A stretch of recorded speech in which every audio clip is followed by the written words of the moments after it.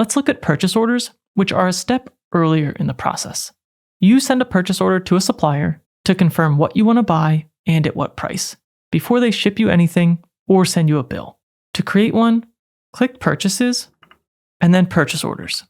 Then click New Purchase Order in the top right. Start by choosing your supplier in the contact field, then check the date and the delivery date. Xero creates an order number automatically, and then you can add the items that you're ordering down below.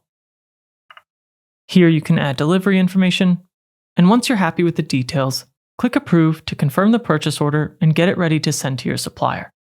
After approving, you'll land on the purchase order itself. Here you can print or email it to your supplier. Later, when your delivery or your bill from the supplier arrives, come back to this purchase order and click Create Bill. Review the item and click Create Bill.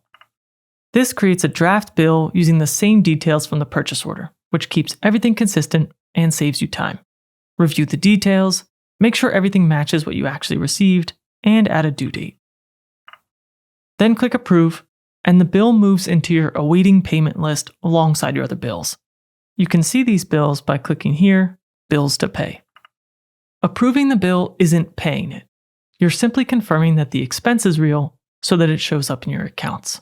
If you haven't signed up yet, and you're now ready to get started, remember that you can use the special link in the description to get 90% off of your first 6 months using Xero. If you want to learn more, I have a detailed tutorial that covers a few things we didn't have time for today. Watch that next, or find it in the description down below. Thanks for watching, and I'll see you in the next video.